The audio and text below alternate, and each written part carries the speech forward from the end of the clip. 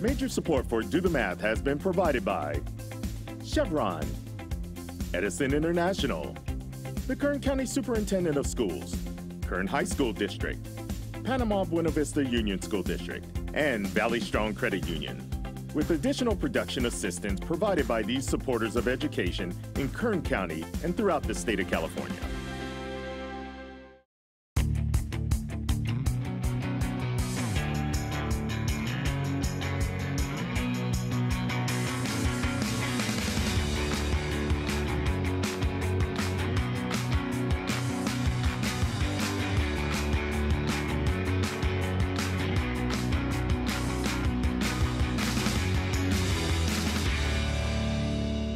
Well, good afternoon and welcome to Do the Math. I'm Michael. And I'm Scott. And I'm Peyton. For math help, call in Bakersfield 636-4357. Everywhere else 1-866-636-6284. Email dothemath@kern.org. We're online at dothemathonline.net and on social media. All right, nicely done, Peyton. So what grade are you in now? I'm in 7th grade. And where do you go to school? I go to school at Freedom Middle School. And so Freedom Middle School is 7th and 8th grade. Yeah. So what do you like best, because you're not at a new school? What do you like best about this new school? Because you've been there about a month now. There's different teachers and this one teacher, so if you have a really annoying teacher, you can't say bye to them. Have you ever had a really annoying teacher? No. That's probably a good thing to say right there, even though you might go to, but it's good that you prefaced it that if you do have one, you don't have to spend all day with them. So you like going to different instructors for different times of the day. Yeah. Do you have a favorite subject or topic right now since you go to different classes? History is pretty fun. What is? History. History. Okay. What kind of history are you studying right now? We're studying Africa. Okay. So are you just, you're probably doing different civilizations, cultures, and things like that? Mm-hmm. And then in 8th grade, if I'm not mistaken, you'll be doing American history again. Pretty sure, I don't know. Pretty well. We'll see when we get to 8th grade, right? You're dealing with 7th grade right now, right? All right, so are you ready to help me with our social media problem of the day? Yep. Let's take a look at it right now. So every day we put out a social media problem of the day, and then people submit their answers, and they see whether or not they're correct when they watch the program. So it says, what is the only even prime number? So do you know, first of all, what an even number is? An even number is pretty much numbers that end with 0, 2, 4, 6, and 8. And what about prime numbers? What do you know about prime numbers? Prime numbers are numbers that are only divisible by itself and 1. Very good. All right, so, well, that kind of makes it difficult, right? Even and prime. That'd be kind of a tough one to figure out, don't you think? Mm-hmm. So when you look at this, are there any that you know you can omit already? Well, you can get rid of 6 and 4 because 4 have factor of 2 and 6 have factor of 3 and 2. Okay, so we can get rid of C and D. Mm-hmm. So we're left with A and B. And you said an even number is a number that ends in 0, 2, 4, 6, or 8. Mm-hmm. So A and B would satisfy that. Mm-hmm. But what about an even prime number? Well, 0 would technically be even, but 0 is kind of odd, so I don't know. All right, so you're going to say that the answer is 2. Yeah. Do you think we could say something like, it's an even prime number? Like it's even prime. You know what I'm saying? But that's not what we're looking for, is it? No. All right, so you're going to go with B2? Yeah. All right, let's take a look at it right now and see if indeed that is correct. There you go, nicely done. Well done. First problem out of the way. That wasn't too bad, was it? Yeah. All right, good. Well, I'm glad you're happy with that because we have a little more difficult work for you to work on later on. Okay. Oh, good. I'm glad you said okay with that. 636-4357 is that phone number. We do have phone tutors available most Tuesdays and Wednesdays throughout the regular school year. A lot of students phoned in yesterday. We gave away a lot of tickets to the Kern County Fair. We'll do the same today. All you have to do is phone in before 5:30. We do your math problem on TV. Make Scott do a little bit of work if we need to. We throw Peyton in there. You get yourself a ticket to the Kern County Fair. We'll do it as well next week. As long as we have tickets, you'll get them for free. Time now for today's Math in the News.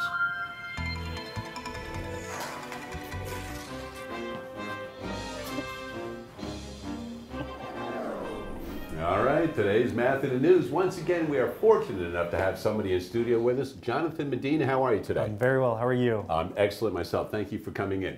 Now, you work for the Kern County Superintendent of Schools. Yes, I do. And you're a pretty important guy because you're in charge of all the financial stuff, right? That's what they tell me. So your official title is? Assistant Superintendent of Fiscal Support. Okay, so that's a fancier way of saying you're in charge of the money. That is correct. Okay. How long have you been with the Superintendent of Schools office? Originally was hired on back in 2015. Okay. So I spent a little bit of time out of school district as their chief financial officer and now back in our head role here. Good. And what kind of training do you need to go through? Because some students might be like, hey, you know what, I mean, after listening to what you do, I might want to do something like that. Training, going to college, getting your bachelor's degree in business or a related financial field would be a huge #1 start. Okay. And then there, here at the county office, we do a training program that trains you to manage the finances of public school district funds. So coming to our office is a great avenue coming in to this field. Good. All right. So today we're going to talk about how schools get their funding, correct? That is correct. All right. So I know you've got some slides for us, so let's go ahead and go through these. I do. So what I wanted to first start and talk about is how funding gets allocated at the state level and then how it's divvied up to school districts and kind of the budget cycle. So Proposition 98 was approved by voters back in 1988, and really that sets a minimum funding level for school districts in California. And that exact funding level is determined by a couple of calculations. They take into account per capita income, the number of students attending schools, things like that. And really what it ends up calculating is, dictating is that schools receive about 40% of all the dollars that flow into the state of California. Now, if I'm not mistaken, when Dr. Mendaburu was down here, we talking about the whole county, and we have a very large county with a great deal of students. So that benefits what you're talking about now. Yes, right? it does. Okay. Yeah, the greater number of students results in greater number of funds coming to our school districts that we, again, invest in our And that's only communities. one part of this, though, right? That is correct. Okay. That is correct. This is the state funds that are allocated. There are also the federal government and other local grants that are not factored into this specific funding. But again, overall, this is the primary source of funding for schools. There's a direct correlation between the fiscal health of the state and the amount of funding that schools receive. Okay. So if good fiscal health in a year, then they receive more funding, and again. So I know you've got a presentation going, but as you go, I've got all these questions in my mind now. So when you divvy up that money to schools, it's not the same per school, is it? That is correct. Okay, so I'm sure you're going to get into some of those things. Yes, so that actually rolls into check that out. the So local I'll be control helping you out funding with formula. I'm like the assistant to the assistant. All right, keep going. I'm sorry. So the local control funding formula is how the state gets that pot of money divvied out to school districts. It's primarily driven by the number of students that are attending school each day. That's the single greatest factor that influences the amount of revenue school districts receive. All right. Now, each year the state determines funding levels based on different grade levels. So they take that attendance in the grade level, multiply it by that grant amount, and that's what dictates ultimate funding for school districts. So moving forward, all that money. So we're talking about tax revenues that are coming into the state of California and locally. Where does that money come from? Well, from the state, it comes from a couple different sources: corporation taxes, capital gains taxes, personal income taxes, and sales taxes. So districts are primarily districts that are funded from the state receive money from those sources. Another part of that is local property taxes. So that money that comes in is actually what comes in first to districts. And I've got a little visual on this next page that shows when districts receive property taxes, they receive that first. So that's the first dollars that flows in. Okay. And the state backfills the rest of the entitlement based on the attendance and based on the base grants. And so then once property taxes are filled up, then they come in with the state aid. And that's what's coming from personal income taxes, sales taxes, corporation taxes. And are we able to go back a slide? Yes. Because a lot of students will know personal income taxes and sales tax, things that they're pretty familiar with, or they're familiar because of their parents having to deal with them. Yes. Corporate taxes they may not be as familiar with, but they would probably have an idea maybe if when they get older they have an opportunity where they have to pay capital gains taxes.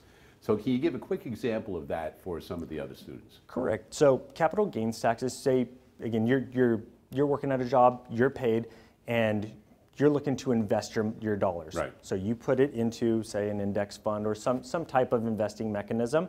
When that money Makes money, then again, you generate capital gains taxes when you pull that money out Right. to use. So that's where that comes So thank you for doing that, because I know some of the students would be like, I know some of that stuff, but I don't understand that one. But if they use their money wisely somehow, there are ways to get capital gains taxes. That is correct. But when you make money, you get money too. That is All correct. right, so let's keep going.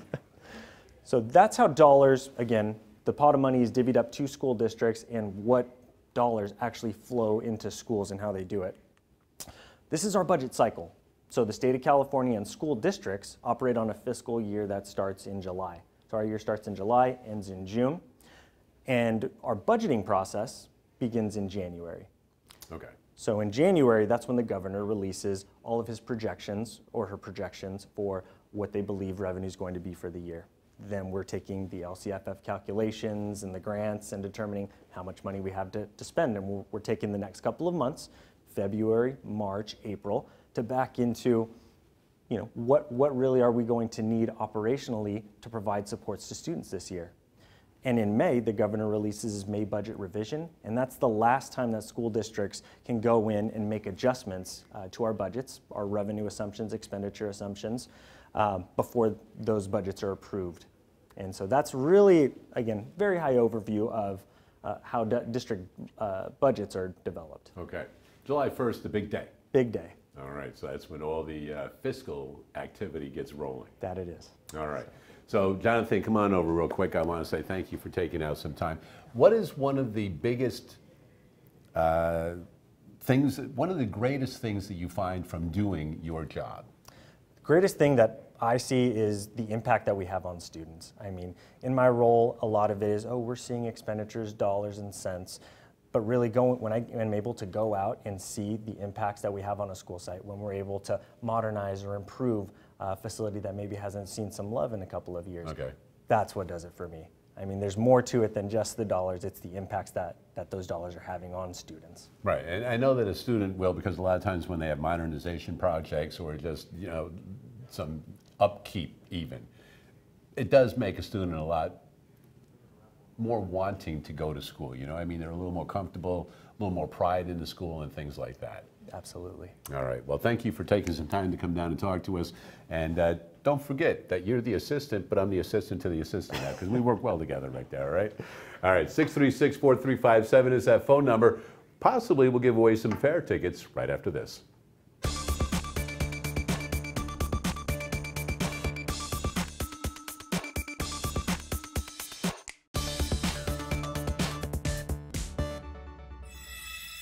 Hi, I'm Marylou, and today we're going to be talking a little bit about multiplication, and I have a friend Sloan with me today. And Sloan, can you kind of tell us what we're seeing here behind us on the board? So this is a multiplication chart, and it helps kind of visualize when you multiply numbers what their sum is going to be. So 3 times 3, and then you meet them here, it's 9. So and what about this one?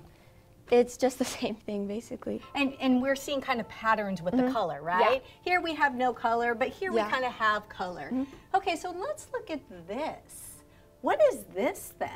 So this is just the same thing, but it's using grids to help you visualize it more, and it also has colors, which also helps visualize it better. So we know that with multiplication in 3rd grade, that's where we're starting, understanding groups of.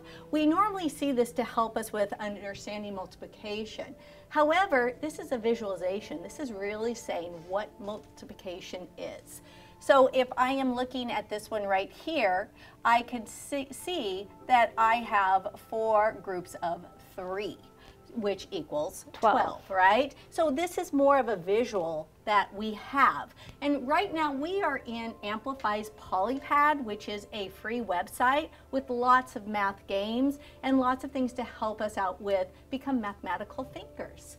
So here we're going to play a game with multiplication. You ready? Yes. It's going to be fun. Okay. So this is called block out. And what you're going to be doing is you're going to be rolling the dice. Okay. And then you are going to be copying whatever that rectangle is or array. Okay. So here we have 3 and 6. So what's 3 groups of 6? 18. Would be 18. So you're going to be creating, using this, you would create what does 3 groups of 6 look like. Okay. So you can move that right now. So And you could would make you go it like this? Okay, and you could make it bigger. So then we're gonna go up to 6. Okay. Oops. There you go. Here, Okay, let wait. me, I gotcha. Let me help you out here. There we go. Right Thank there? you. Okay, so, you know, I found that you decided to do that this way, right? Could Yep. we also have gone this way as well? Because it's the same thing. Yeah. Exactly, it is the same thing. Okay, so you ready to roll again? Yeah. So we're just gonna highlight this and hit the roll button for me. Oh, We got to roll, and now what do we have? 16, so 4 and 4, 16. Okay, so now what we're gonna do is we're just gonna click on this and hit copy. See the little 2 boxes? Yeah. We're gonna copy that, and then you can go ahead and make your 4 groups of 4 wherever you want and do your 4 groups of 4. There we go. Okay, Okay. so if we roll again, remember you're trying to make this all green. Okay. Okay, so what do you need to make this green right now? So we could do 4 and 3, which would be 12 right here. It just honestly depends, whatever you put it. You could do 4 and 4 again, and then you could fill this in with 1 and 5. There's a ton of different ways you could fill There it up. is. Okay, you ready? All right, hit roll. Okay, 2 and 6, so that's 12. So what are you thinking? Where are we going to put that? So we could put it right here, but we gotta hope that we get a 1. Okay, so let me copy this for you. Okay, Copy. There you go. so then, okay. So you were saying that we would want to get something with a 1, Yeah. right? To fill this in. We're just hoping that we get that. Okay, so we're going to do one more roll and see how we do. Okay. There we go. Oh, we didn't get a 1. Oh, what did you get though? A 5 and a 6, which So is 30. Without moving, where would you put that 30? It perfectly fits right here. Right in this area? Okay, so I'm just going to take a pin real quick. Let's see if our pin will work. So we would have this way right here, 1, 2, 3, 4, 5, 6. And Oh, but we need it over here. Oh, 'cause over it's there. 5 on the bottom. there you go, 5 on the, so we would be filling in this right here. Yeah. Okay, so fun game, yes? Yeah. All right, so again, it kind of helps with multiplication and what we're thinking of groups of, Yeah. you know, and understanding it. Well, Sloan, thank you for helping me out today. Thank you for having me. All right. And thanks for that great game with Marylou and Sloan right there. And Asher, student from yesterday, might want to try that out. He's working on multiplication right now in 4th grade. In studio with us today from 7th grade, we have Peyton. Everything all cool so far? Yeah. Yeah, I would say it is, yeah. You haven't had to do any work yet, have you? No, not All right. Well, we were going through your math book and some of the homework and lessons that you're doing, and you are finishing up chapter 2. So you're going to go into chapter 3. So we want to look at chapter 3, and the first thing it has is expressions. So what can you tell us right now about expressions? Anything at all? Expressions are like lines and numbers and letters, but they don't have an equal sign at the end. That's a very important point because they don't have an equal sign. Otherwise, it would be an Equation. equation, right? And those often are grouped together like they are in your book, expressions and equations, but expressions come first. So how about you and Scott head over to the board and we'll get started on some expressions. So Scott, I know there's a way that you like to introduce expressions, so how about if we start with that? Sure. One of the ways that I love to talk to my students about expressions are a way that even a kindergarten student can understand, right? If you have 4 apples, right, and then you're going to add to that 3 apples, almost everyone can understand, what do you have at the end? 7 apples. 7 apples, that's it. And when you're doing expression, all that happens is you're just not seeing the rest of the word. So an expression a lot of times will look like, A. It'll just be A, that's all it'll be. It'll be 4A, and it'll be 3A, and at the very end, it'll be 7A. And the important part about that is sometimes students look like that and they go 4A and 3A and they add the 4 to the 3. And then they add the A and the A and they either get A to the 2nd power or they have a 2A, and that's not the case, right? You don't have apples to the 2nd power. You don't have 2 apples at the end, you have 7 apples at the end. So we just want to make sure when you're doing your expressions that you think about it like a real world thing. When you see a letter, try to think of a word that goes with it. And whether you're adding, subtracting, multiplying, dividing, whatever that happens to be, when you're working with expressions, I think it helps to actually think of a real life word that goes with the letter. You guys ready to try an actual expression? I think so. All right, here we go. Clear your board. Okay. All right, Peyton, this is off of page 89 if you want to reference it later on, okay? So here we go. Open parentheses, 7y plus 5, close parentheses, minus 2, open parentheses, 4y minus 3. And the distributive property is the property that's going to help you now, Peyton, all right? So you and Scott, go ahead and work on this. Wow, that's a lot more than we bargained for. What are you going to do with this thing? So we can use the distributive properties to put 2 times 4y and then 2 times 3. So Gotcha. So tell me a little bit about the 2, right? So- What are you going to distribute? we're going to distribute the 2 by multiplying it to each number inside the parentheses. Gotcha. And what is the sign of the 2? The sign, since it's next to the parentheses, will be multiplication then. Right, that's true, definitely here. But what is 2 positive or negative? That's my question. Or, I think it's positive. So it's negative. It is, that's right. So when you're distributing, I just want to make sure that we're real clear. You're distributing that 2, but really it's not the 2, it's the negative 2. That's really important. So let's see if we can deal with this first part of parentheses here. How do you make those parentheses go away? Is there anything to distribute on the outside here?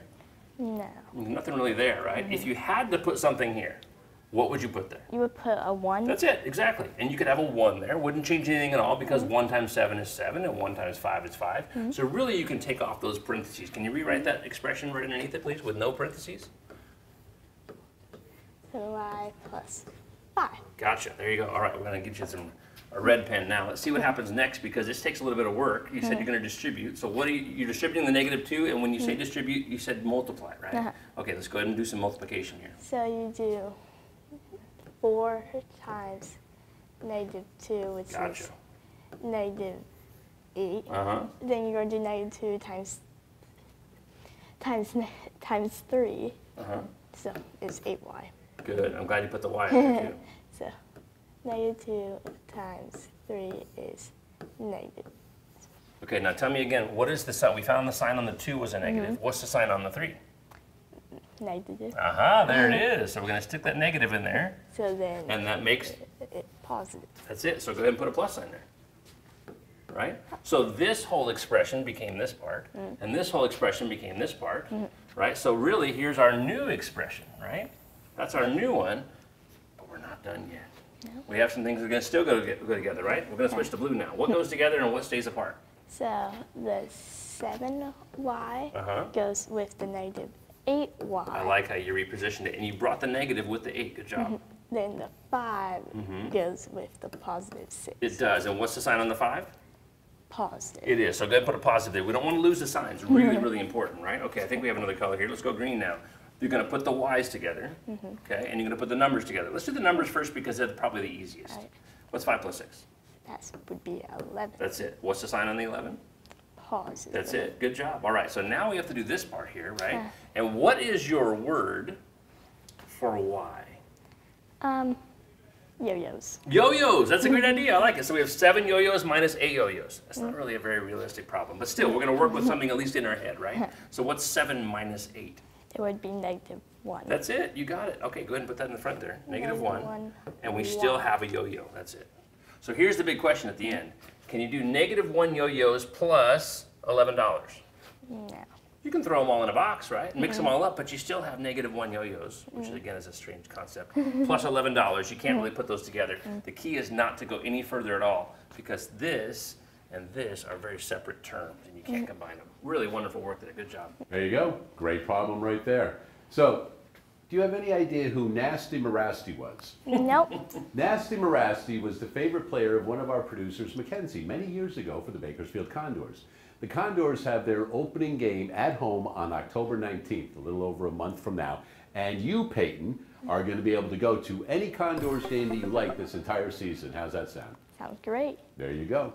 I don't know if Nasty Marasti is around anymore, but I'm sure there's somebody to take his place. Anyway, he's under a lot of pressure. Hockey players are, right? Just like all athletes, here's a different kind of pressure.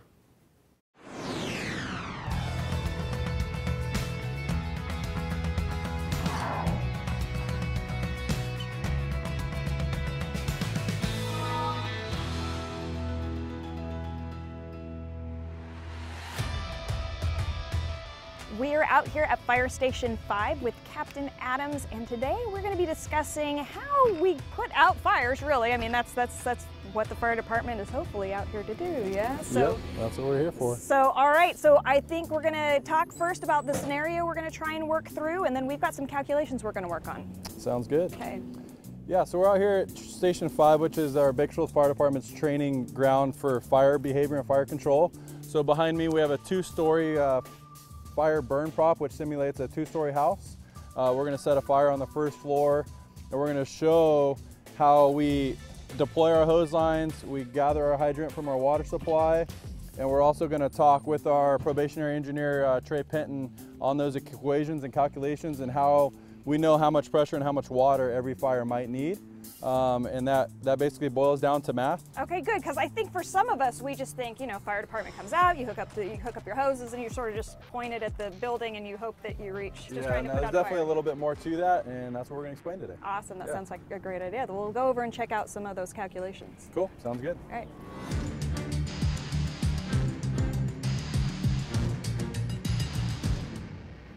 So Engineer Peyton is going to walk us through the calculation, yes? Yep. Awesome. Yep, he's a probationary engineer and he's assigned to Engine 1 today, so that's going to be his task. All right, fantastic. What do we got here? So right here we have our pump discharge pressure formula that we're going to use to formulate to figure out the exact pressure that we need to flow out of our discharge to flow to our jump line that we're going to be using for this evolution. Our jump lines are rated at 160 gallons per minute at 50 PSI. That is because of the nozzle that's on them. And then our pre-connects are 200 feet long. So when Captain Adams and firefighter Pessa pull that line to the structure fire, there's this formula that I'm going to use to figure out the exact pressure that I need to flow to that nozzle to get that 160 gallons per minute with that length of hose. So here's our formula right here. So PDP is going to be our pump discharge pressure equals our nozzle pressure plus our friction loss plus appliances and then plus or minus elevation pressure.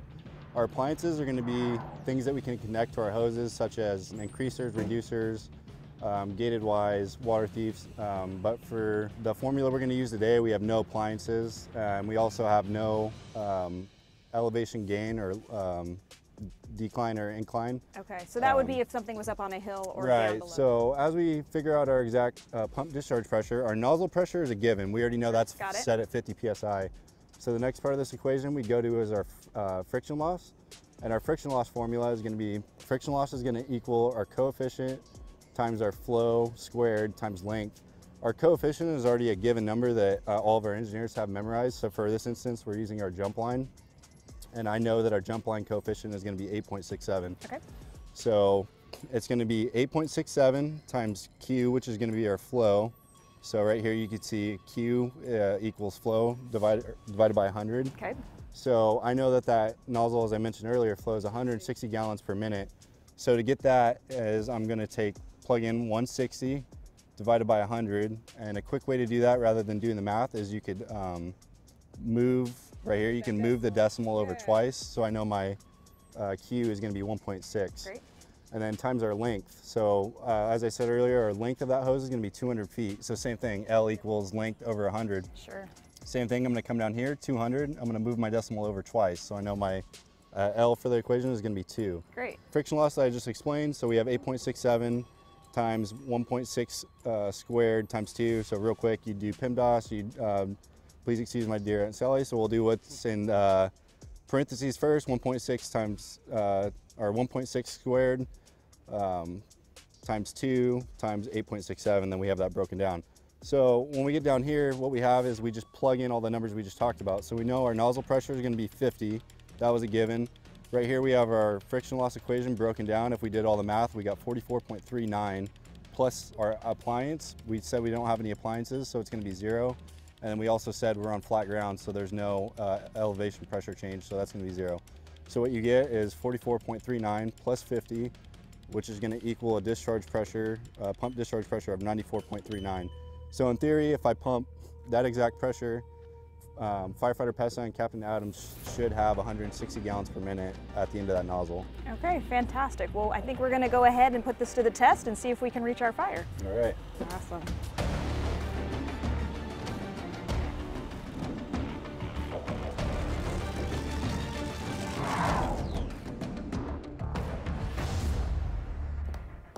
always exciting to find out about pressure, and as we did with John Lenko one time, found out a little about the pressure with the sandblasting and stuff like that. So a lot of the pressure with the fire hoses right there.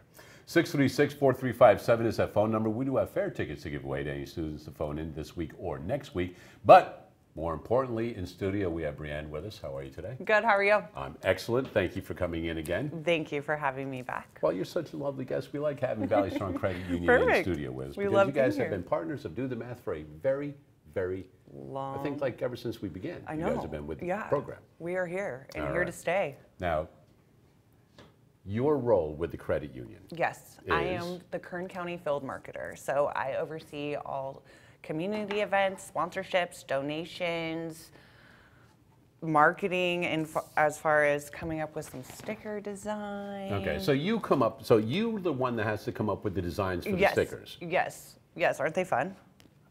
Show them the camera 3 right there, and we'll get some of those stickers right there. So I know you've got Rocky on there. We do. Are there other names, or is it all We have Rocky? a, we have a gold coin, which Okay. is our Rocky Raccoon Grow Strong Rocky Raccoon account. So Okay. every time a child under the age of 11 comes into any of our branches, they will receive a coin. And once they get 25 coins, they can turn them in for a Rocky Raccoon stuffed animal.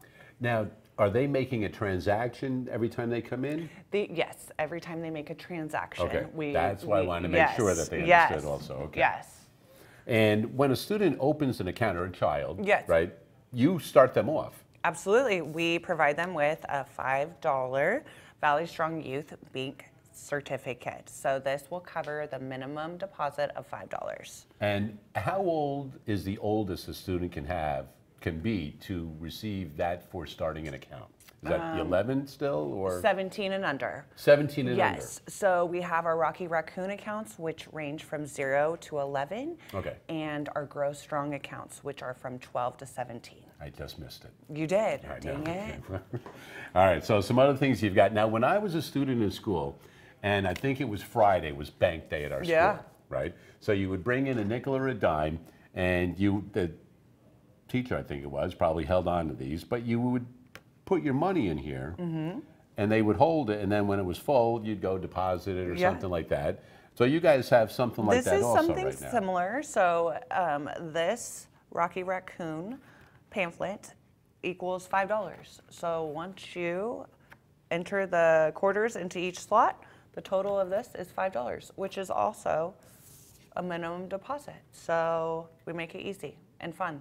It's like a 401k you guys got going down there It for is. kids. You know, we try There you to go. make it interactive and exciting and fun because banking is pretty boring. Well, how about for the old man? Yeah, I bring down $5,000. You put $5,000 in there for me too. We do something like that. We work something Maybe. out? We have some fantastic money market accounts right, All right. now, but All right. So I know you have the bite of reality going We on. So tell us a little do. bit about this. So yesterday we had the opportunity to be at West High School. We set up an event for over 100 students, and the Bite of Reality simulation is a gamified app. So prior to coming onto campus, we like to have the kids download the app, and what we do is provide them an occupation, a budget. Some have spouses, all of them have children, and we set up 9 different tables. And our goal is to upsell them at each table. You want that Ferrari, you want that house on the beach. We're trying to exhaust their budget as much as possible. And a lot of them run out of money, funds. Like in real life, that would In be- real life. So Right. you have to go visit the credit union. And we talk to them about credit cards. We talk to them about loans. And then we reset and come to an agreement and send them back out there. Like, you know, maybe you don't need this house on the beach. Let's settle with an I apartment. understand this perfectly. So you want to come and you want to borrow some money, Yes. right? Yes. You might think you can get it from that person for 7%, but you know what? I'm going to make it a little nicer for you because I'm going to give it to you for a little longer, but Yep. it's only going to be 9% through Yep. here. So let's work that out. So are there students, because you're trying to upsell them on Yes, this we are. Bite of Reality? Yes. Are there students that are going through this and they go, listen, you know what, I know you're trying to upsell me, but I'm going to keep everything kind of low right now, and actually I'm going to look for a way that I can make a little money Yes. instead of using all of my money? Yes. A lot of students, I mean, not a lot, some students are very mindful when it comes to money and wants versus needs, and they already know about their budget and what their parents do. So and the wants and needs is a big thing that they need to wants understand. versus Do you find that needs. very many students are impulsive? 90%.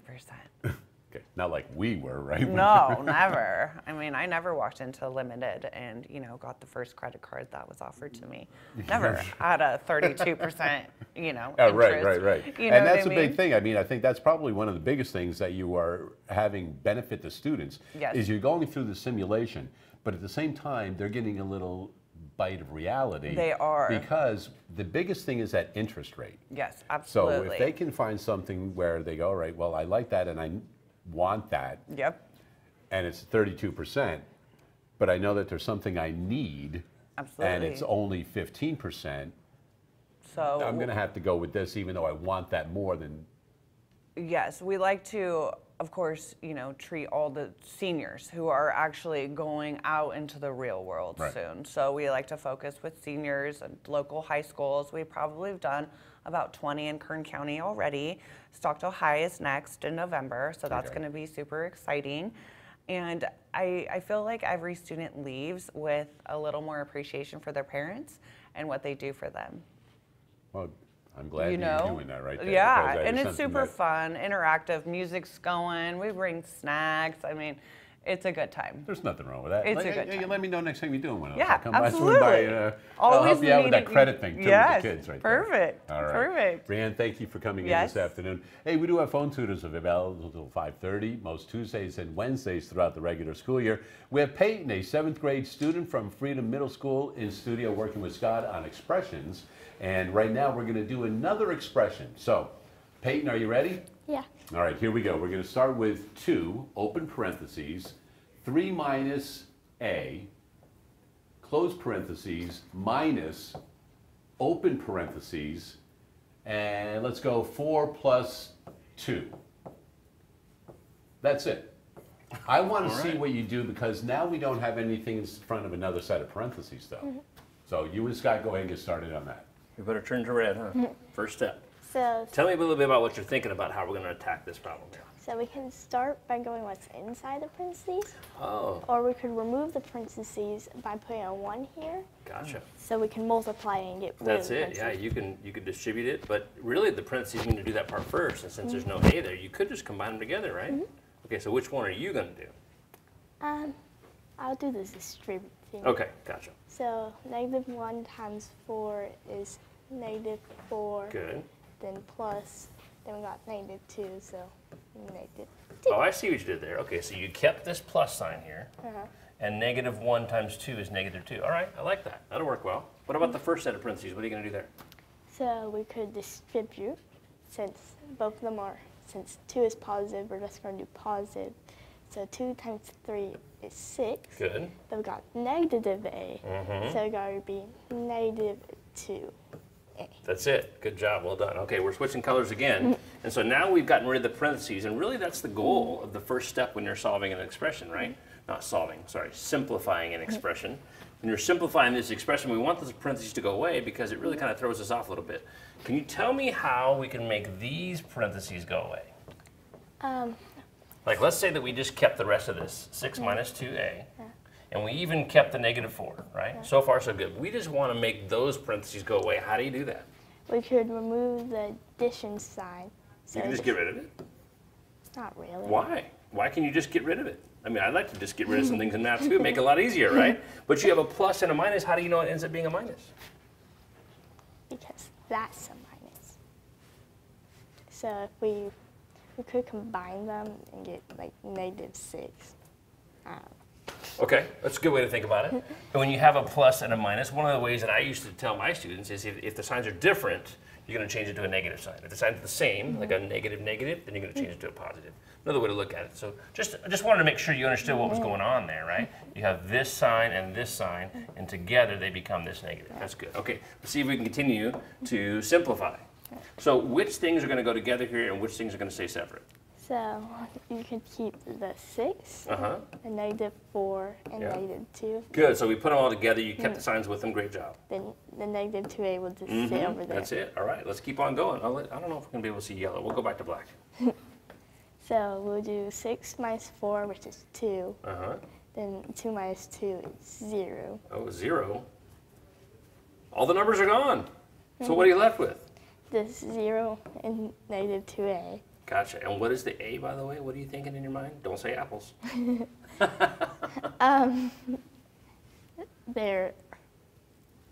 There's something. There is something. Maybe airplanes? I don't know. Something that begins with A, right? So we have negative 2a. Do you have to put the 0 there? No. Is it okay to put the 0 there? Probably. Totally, yeah, nothing wrong with it. I can take that spot. But really, when you go and simplify the whole entire thing, you're probably just going to end up, like if you were doing a multiple choice test, that's probably the answer you would see for one of the potential answers for the problem. Gosh, great job, well done. That nicely done. So you're feeling pretty good about expressions, and we'll check out some equations after we check out some more pressure.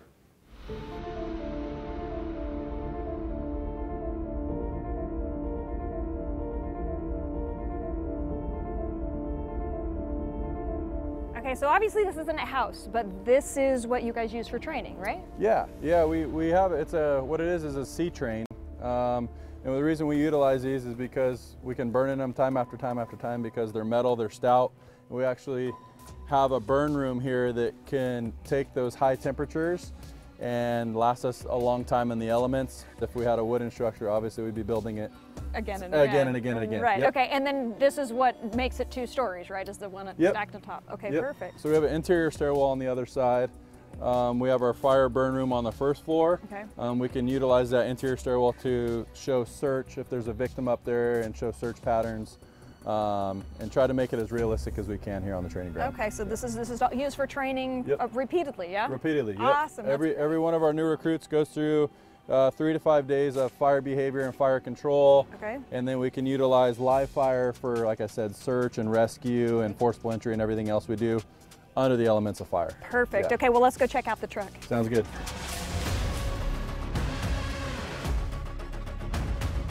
So obviously there are different types of trucks. So this particular truck is?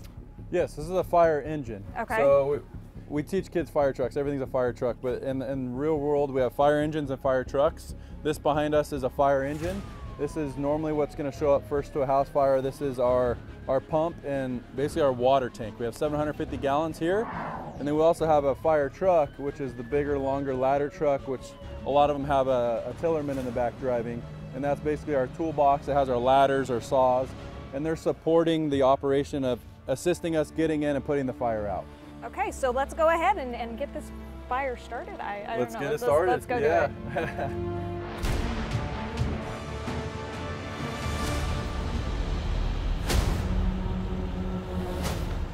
When we pull up to a structure like this, I'm sitting in the front seat.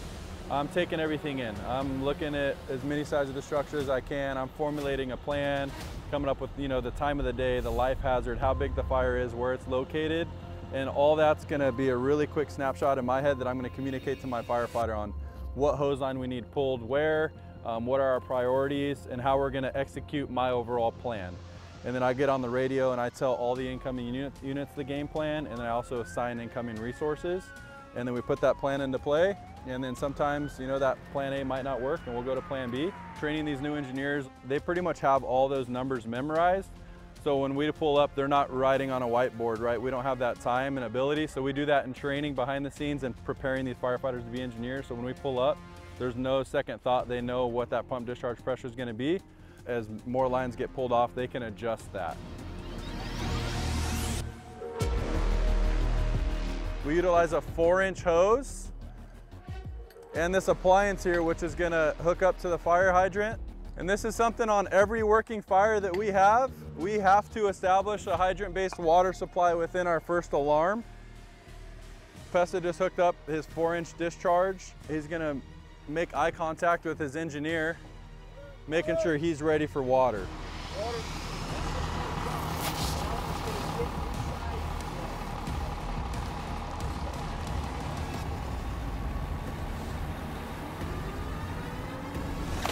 Firefighter Pessa is pulling 200 feet of 1 3/4 attack line.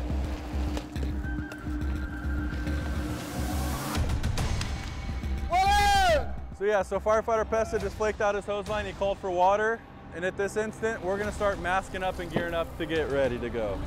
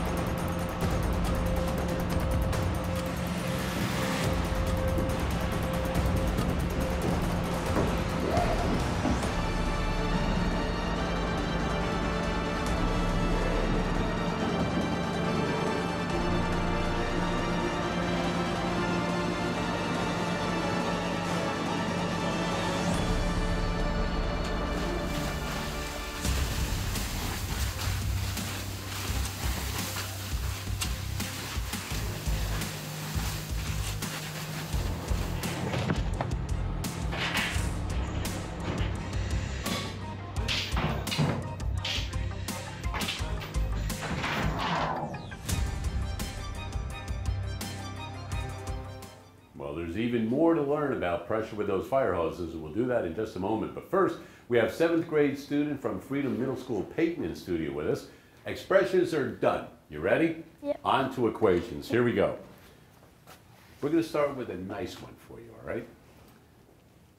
Out of page 111 out of your book, in case you care to reference it later on. 3y minus 8y equals 25. All right, so what's different? We talked about that at the beginning of the show. This is not an equation, sorry, not an expression anymore, it's an equation. What does that mean? There's an equal sign. There's an equal sign. That's a big difference. So what is the goal at the very end of this whole entire problem?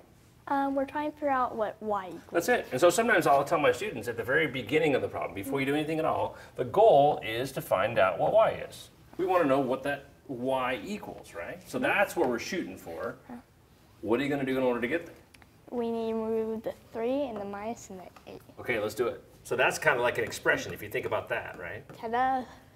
Whoa, what the heck?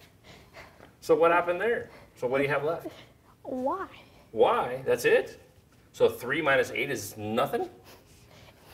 Well, tell me a little bit about what's the y. What does it stand for? Yo-yos. Yo-yos. So 3 yo-yos minus 8 yo-yos. Really what we're doing is Subtract. 3 minus 8, that's right. So what's the number that's left over? What is 3 minus 8? -5. Yep, -5. And don't forget yo-yos. Put the y there. Good. And what does that equal? That equals 20. So far, all we've done is taken what you could look at, like an expression on the left-hand side, right? And simplified it. You put these two things together. Great job. That's definitely the first step. Now we have to do something we haven't done before. How do you get rid of that -5 in the front? What does it mean with -5 next to y? It means multiplication. It does, because they're squished together, right? They're squished together means multiplication. We want to undo that, right? So you would do the opposite, which means dividing by -5. I like that, okay. So then those would be canceled out. Okay, so if you do that over here, again, we can't just make it go away, right? Like the last problem, we love that that positive sign. Vanish, gone. Nice to be able to be gone because we won't have to worry about it. So this is great too. We have a multiplication by -5. We have a division by -5, and it just goes away. No, it doesn't just go away. We have some rules in math. If you do it to this side, I'm going to make two sides of the equation, right? An equal sign kind of makes two sides. If you do it to this side, Do it to that. you have to do it to that side. That's so right. now we divide by -5 over here. So Good way to do it. 25 inside by -5. That will make it -5 over b. Good job. You put the sign down first. So 5 times 5 is 25. So what's left is -5. All right, let's put that right there in green. So that's the goal, is to get to the very end. A letter equals a number. But we just did a bunch of work there. How do you know if it's right? You can do, I forgot. There's a way to make this to be able to see if it's right. This is the beautiful part about equations. In expressions, you're going to really concentrate on being confident about your abilities to simplify the expression. And there's no real way to check to see if it's right unless you look at the answer book. The great thing about equations is you can always check your answer. Always, always, always. And I tell my students, you should never get another math problem wrong ever again in your life. And they look at me and they roll their eyes and all that fun stuff. Here's how it works. What you're telling me at the end of this problem is if you take a -5 and you stick it into there, and you stick it in there, it should equal 25. Let's see if that works, okay? 3 times -5 minus 8 times -5. Think we can figure that out? Go ahead. What's 3 times -5? 3 times -5 is -15. That's it. What's -8 times -5? 40. Now, is the 40 a positive or a negative? Since they're both negative, it would be a positive. It would be a positive, that's right. So what is 40 minus 15? Oh, I saw you take a peek up there. What do you think it might be? It might be 25, that's it. And if it's not 25, we'd have to go back and fix this number. But since it is 25, you know that the work you've done is correct, and you've checked it, and you know you can turn in your answer with confidence. Great job, well done. Nicely done. Always good to check your work. We'll take this one last peek at pressure.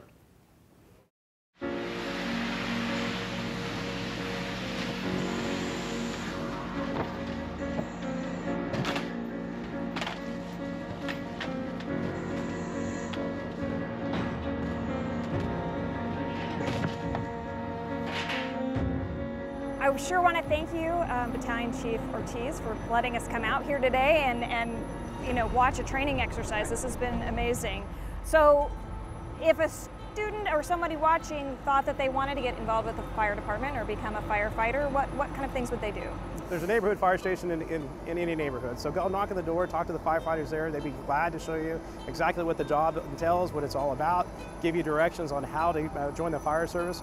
But you can also call the Bakersfield Fire Department number. You can ask for Chief Ortiz. I'd be glad to talk to him and give him perspective of what you just saw today and what it's like to be a firefighter. And so the training, how long does training happen before they get out there? We hope the locals want to work for us, for Bakersfield Fire Department. We also have Kern County Fire Department here. So the more education you have, and that's one of our prerequisites, but also experience. So if you are looking to become a firefighter, one of the things you can do is become a seasonal firefighter, work with one of the seasonal firefighting agencies like the Kern County Fire Department, Bureau of Land Management, U.S. Forest Service. Those agencies that are out there accept seasonal wildland firefighters. You'll see that the hillsides burning and the forest fires will be on the news, and those are the type of positions that the seasonal firefighters would go to. There's also, you can work on an ambulance company. So that same requirement that we require, which is EMT, you can also go to work for Hall Ambulances, which are our local ambulance company. You can get experience that way. Or if you take that EMT class and go through what's called a Firefighter 1 Academy, which is through Bakersfield College. They also have one in Porterville. So it's at your local community college. Between that and EMT, you can become a reserve for the city of Bakersfield. And that information is, again, will be 661-326-3911. You can talk to the office staff there, you can ask for me, and we'll definitely guide you in the right direction. All right, well, I sure want to thank you for having us out, and thank you for helping us do the math. All right, thank you very much.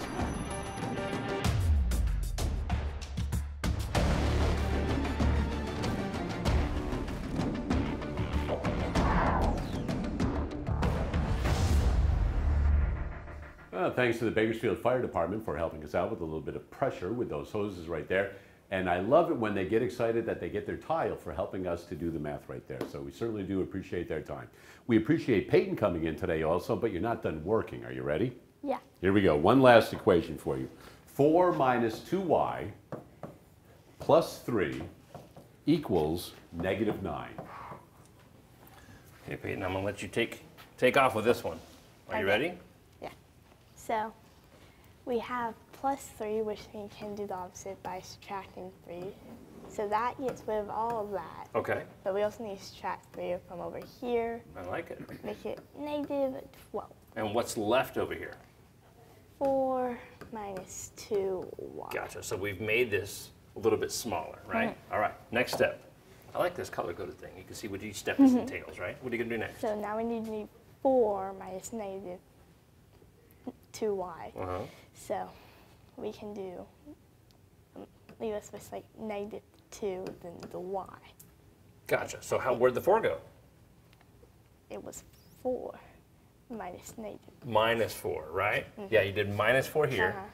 So don't forget to do it over there. -4. That's it right there, all right. Is -16. Gotcha, -16. I'm glad you put those together. We still have this equal sign here, right? So we have -2y equals -16. Okay, let's see what you can do with the last part. So now we need to divide by -2. Wait. Yep, that's great. So because this really is multiplication right between there, right? Yeah, so you're doing the opposite. So now we need to divide this. So we got 16 and 2, but since they're both negative, it will be positive at the end. And this equals 18. So it would be y equals positive. Hooray for erasers. We like those erasers in math. +8. +8. That's it. Good job. We're not going to do it, but tell me how you would check it. What would you do? So you just replace all the y's with +8. That's it. You can stick that 8 right in there and figure out if it works, right? Great job. Well done. Nicely done. Come on over, guys. So you've done some great work today. You are now an ambassador for Do the Math. Do you know what that means? No. An ambassador means that you are going to tell other people about the show. Does that sound like something you can do? Yeah. All right, because we know we gave you a uniform, which is a shirt, right? Yeah. All right, so you're going to wear that shirt. You can wear it almost every day to school. Maybe not every day, but most of the days, right? Do you have any idea what one of these is? A Rubik's Cube? A Rubik's Cube. Are you a master of this? Yeah. You are. Awesome. I bet you've never seen one like this, though, have you? No. This one's got the Do the Math logo all over it. So You think if I mix this all up, right, and I'll do stuff like this, and we do that, and you're like, oh man, you aren't really mixing that up too much right there. So, you think you're going to be able to fix that? Yeah. You see if you can fix that while I go over here and tell everybody about the Kern County Fair and what's going on. So the Kern County Fair, remember, started today and is going on until, oh, it starts at 4 o'clock. It started today at 4 o'clock. And it goes until the 29th. And Mackenzie and Sophia were out at the Kern County Fair today, and they had a little bit of fun. And you can see right here, our social media, our Instagram right here, and we can go right here. You can see that Big Mac getting a big kiss from the sea lion right there, and some of the video right there. And she was running around with Cece the bull, and some of the other exhibits out there. Some of the favorites that are out there from years past. And so we can see she's talking to one of the sea lion trainers. Yeah, so you guys can go to our social media. You can find that stuff on dothemathonline.net. And this is the Sea Lion Splash. And if you want to check out some more, because there were a lot of other things that were going on behind the scenes, and that's what all of the social media stuff is going to bring you. And I do believe this is the first time they've had sea lions at the Kern County Fair. So if you've yet to see them, if you have not had an opportunity, this is your opportunity. If you had like an 11, 12-day time period where you can go out and check these guys out, and you can see exactly some of the stuff that Mackenzie and Sophia were dealing with. And all you have to do is give us a call. We do one of your math problems, and you're going to be going to the Kern County Fair for absolutely free. So there's a lot of things going on over there. Well, what is going on over here? I fixed it. You know what happened? I mean, while I was over there talking about the sea lions and seeing Big Mac get kissed by the sea lion and stuff like that, did they not bring you over a brand new one of these out of the box and it was already done? Pretty sure. Pretty sure you solved that all on your own, huh? Yeah. So you are a master of this, right? So this is a math activity. Did you know that? No. There is a competition that you can do solving Rubik's Cubes. And it is part of the STEAM Olympiad held by the Kern County Superintendent of Schools. And your school will be eligible to do that. That's coming up in April or May. So be sure to check that out, all right? Okay. Did you learn a little something today? Yeah. Did you have fun? Yeah. All right. Hey, until we meet again, continue to do the math.